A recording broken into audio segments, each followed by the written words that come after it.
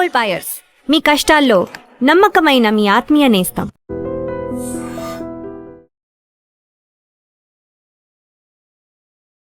నమస్తే, నేను Kavitha. Welcome to I dream.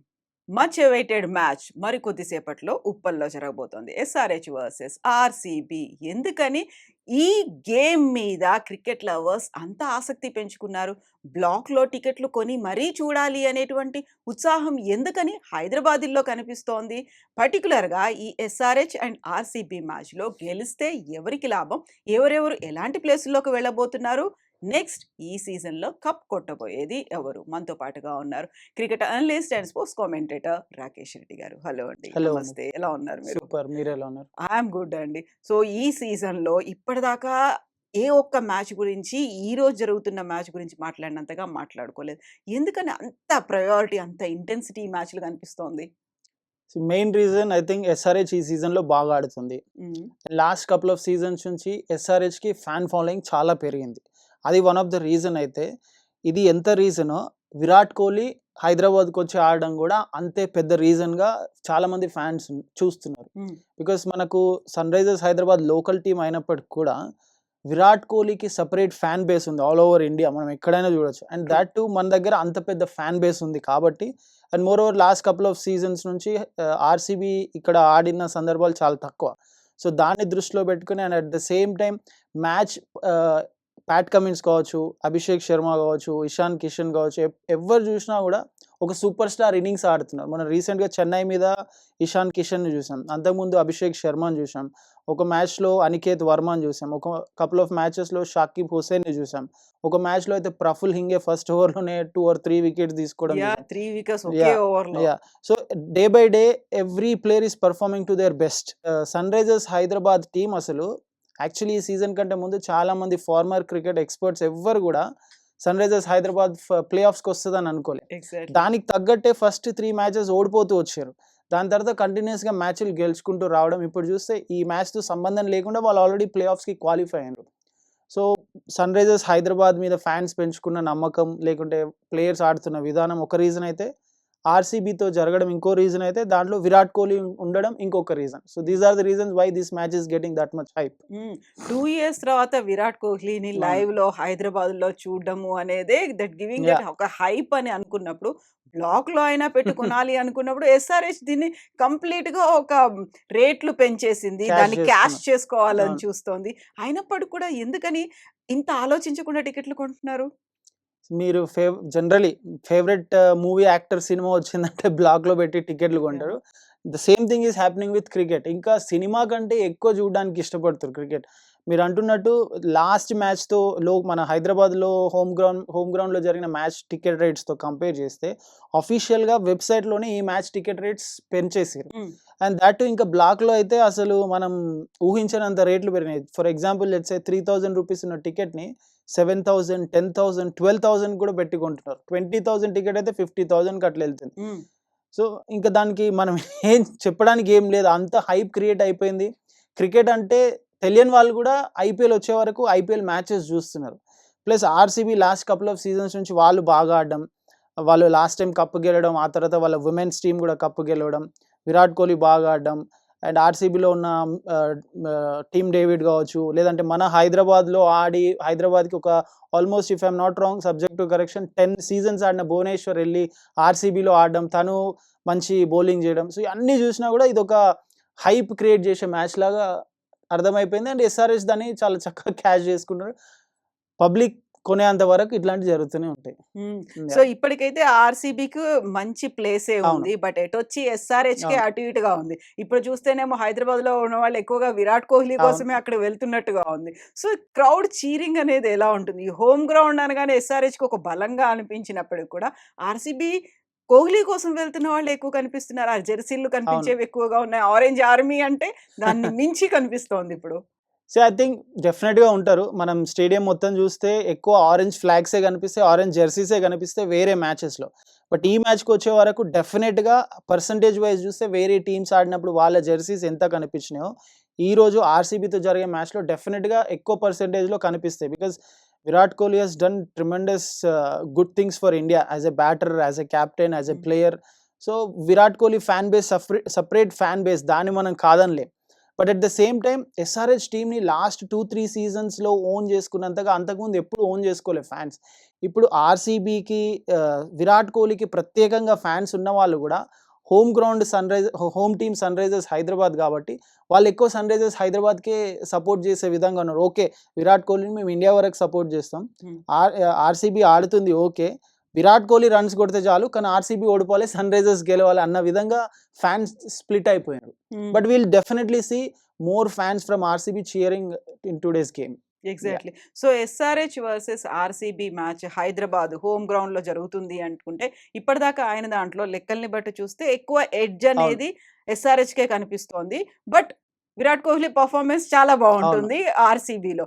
ఈ రోజు ఎట్లా ఉంటుంది, మీరు ఎలా అనాలిసిస్ చేస్తారు దాని మ్యాచ్? ఎవరు ఫస్ట్ ఆడాలి, ఎవరు సెకండ్ ఇన్నింగ్స్ ఆడాలి అంటే? సో యాక్చువల్లీ ఈరోజు మ్యాచ్ జరిగేది pitch number 2. So pitch number 2 ఎక్కువ బ్యాటింగ్ ఫ్రెండ్లీ ఉంటుంది. స్పెషలీ మన Sunrisers Hyderabad batters openers Travis Head and Abhishek Sharma అయితే మంచి స్టార్ట్ ఇచ్చిందంటే they are going to get some good number of runs. And ఇందాక మీరు అంటున్నట్టు ఆర్సీబీ బెటర్ పొజిషన్లో ఉంది, సన్ రైజర్స్ హైదరాబాద్కి ఎటొచ్చి ఇంపార్టెంట్ మ్యాచ్ అన్నారు. That is exactly an important point. ఎందుకంటే ఆర్సీబీ ఒకవేళ ఈరోజు గెలిస్తే సరిపోద్ది, వాళ్ళు 1 and 2 పొజిషన్లో ఉంటారు. But Sunrisers Hyderabad 1 and 2 పొజిషన్లో ఉండాలి అంటే, బికాస్ నిన్న జీటీ ఎట్లయితే సిఎస్కేని ఓడించిందో అంత పెద్ద మార్జిన్తో, దాంతో జీటీ నెట్ రన్ రేట్ చాలా బెటర్ అయ్యి ఇంప్రూవ్ అయ్యి వాళ్ళు they are sitting in top. So వాళ్ళకి ఎలాంటి ప్రాబ్లం లేదు, ఇప్పుడు ఆర్సీబీకి కూడా ఎలాంటి ప్రాబ్లం లేదు, 1 and 2లో ఉన్నారు. ఇక్కడ సన్ రైజర్స్ హైదరాబాద్ ఖచ్చితంగా 1 and 2 పొజిషన్లో స్పాట్ని ఫిక్స్ చేసుకోవాలంటే, for example if sun Risers is batting first, at least 89 runs, 88, 89 if I'm not wrong, అంత మార్జిన్తోని ఆర్సీబీని ఓడించాలి. Then they will move to 1 or 2 position. వేరస్ RCB first batting చేస్తుంది అనుకోండి, if they what ever the score అంటే depending on, at least మనమైతే expect చేయొచ్చు 180, 190, 200 వరకు expect చేయొచ్చు RCB first batting. So ఆ స్కోర్ని మీరు 11.2, 11.34 ఓవర్స్లో చేజ్ చేయాలి. అట్లీస్ట్ అంత తక్కువలో చేజ్ చేస్తే మీ నెట్ రన్ రేట్ బెటర్ అవుతుంది. Then you will finish at 1 or 2. ఒకవేళ ఈరోజు సన్ రైజర్స్ ఓడిపోయినా కూడా ప్రాబ్లం ఏం లేదు, they will finish at number 3 or number 4. But మీకేమవుద్దంటే మీరు నెంబర్ 3, నెంబర్ 4లో ఫినిష్ అయినప్పుడు మీకు ఫైనల్కి వెళ్ళడానికి ఒకటే ఆప్షన్ ఉంటుంది. 3 and 4 పొజిషన్లో ఫినిష్ అయిన టీమ్స్ ఆడతారు, దాంట్లో ఎవరైతే ఓడిపోతారో they are eliminated from the tournament. దాంట్లో ఎవరైతే గెలుస్తారో ఫస్ట్ అండ్ సెకండ్ పొజిషన్స్లో ఉన్న టీమ్స్ మ్యాచ్ ఆడిన తర్వాత ఫస్ట్ అండ్ సెకండ్లో గెలిచిన వాళ్ళు డైరెక్ట్ ఫైనల్ వెళ్ళిపోతారు. దాంట్లో ఓడిన వాళ్ళు ఇక్కడ గెలిచిన వాళ్ళతో ఆడతారు. సో 1 and 2 పొజిషన్లో ఫినిష్ చేస్తే మీకు ఒక ఎక్స్ట్రా అడ్వాంటేజ్ ఉంటుంది. ఒకవేళ ఓడిపోయినా కూడా ఇంకో మ్యాచ్ ఆపర్చునిటీ ఉంటుంది మీరు ఫైనల్కి వెళ్ళడానికి. సో ఐ థింక్ అది క్లియర్గా సన్ రైజర్స్ హైదరాబాద్కి అవగాహన ఉంటుంది and they will play according to that situation. Toss గెలిస్తే ఖచ్చితంగా ఎస్ఆర్హెచ్ ఈ రోజు ఫస్ట్ బ్యాటింగ్ చేసే ఛాన్సెస్ ఎక్కువ ఉన్నాయి. సో హై ఇంటెన్సిటీ అనేది మనం అనుకుంటున్నాం, కాకపోతే ఎస్ఆర్హెచ్ కి మాత్రం అది చాలా క్రూషియల్ గా ఉండబోతుంది ఈ మ్యాచ్ అనేది.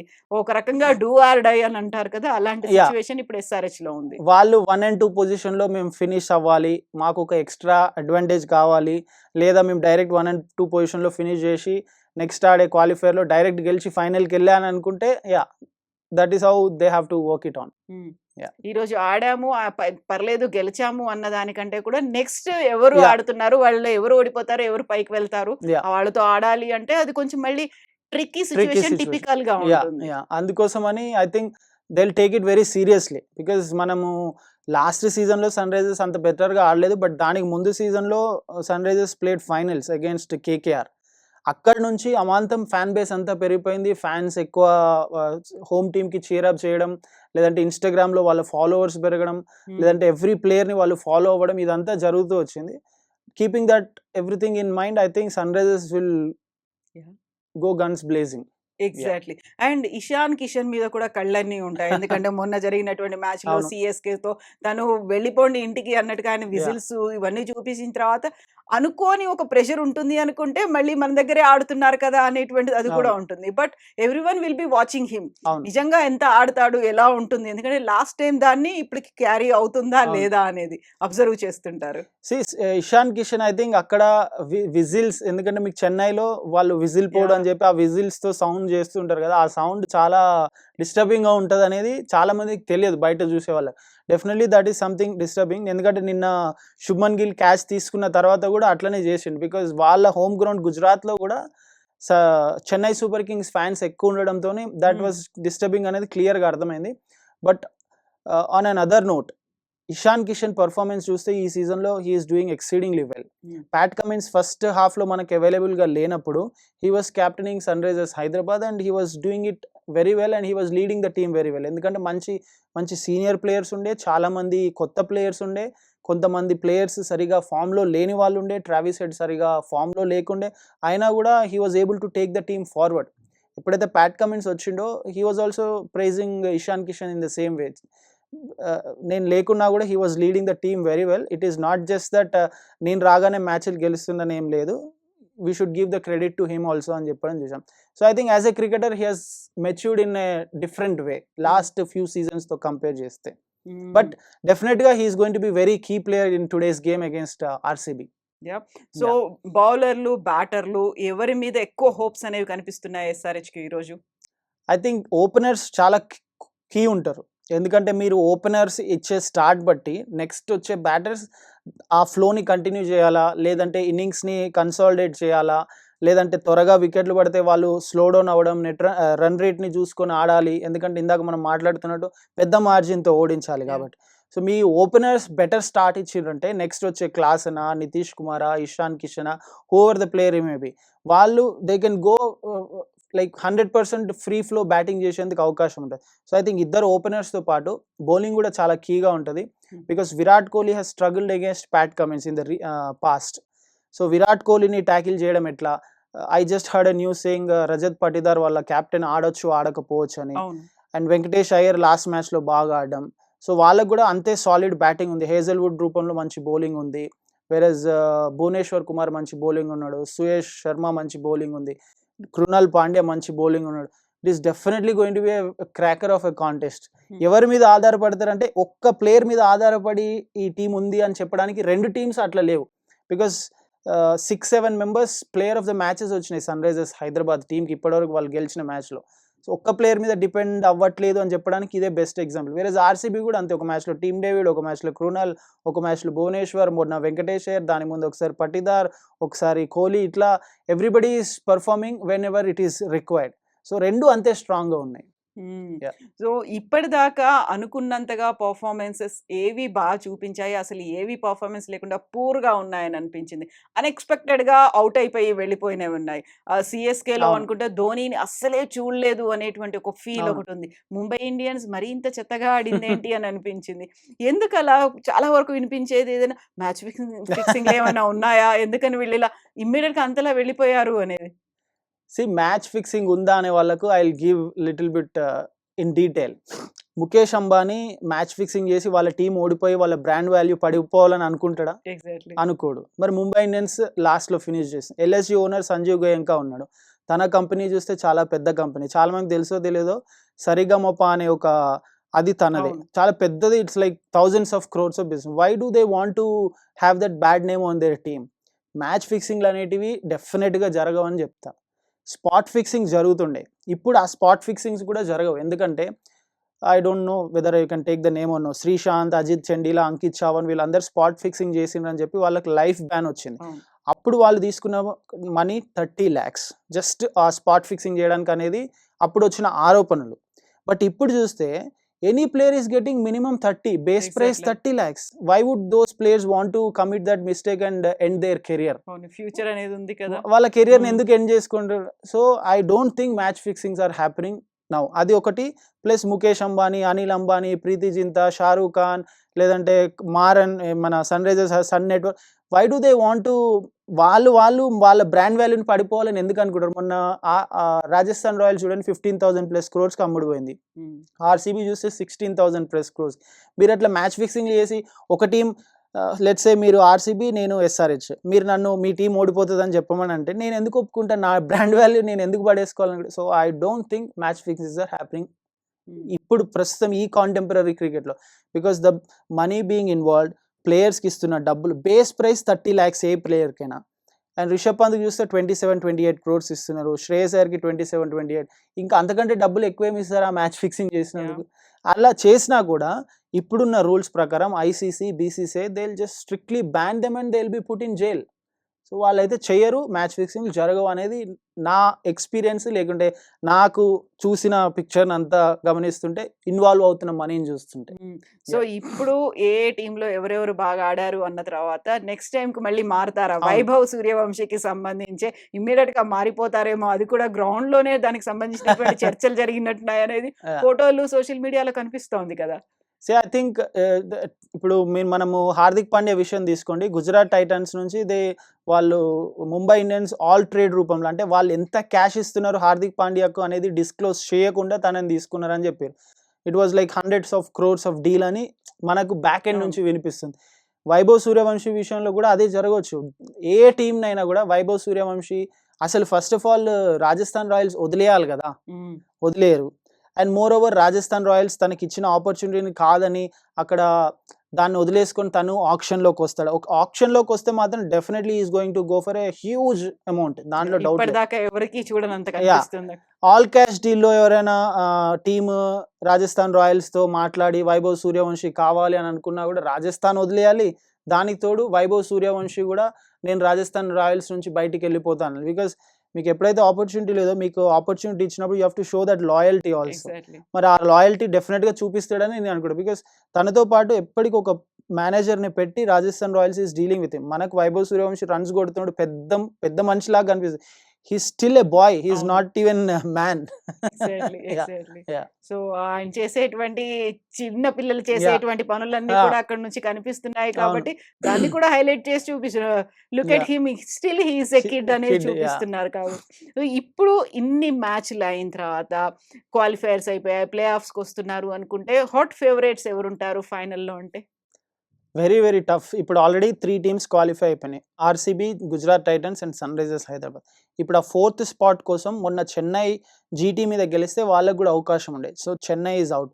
ఇప్పుడు అవకాశం ఉందల్లా పంజాబ్ కింగ్స్కి, రాజస్థాన్ రాయల్స్కి అండ్ కేకేఆర్కి. ఈ 3 టీమ్స్లలో ఎక్కువ రాజస్థాన్ రాయల్స్కి ఉంది.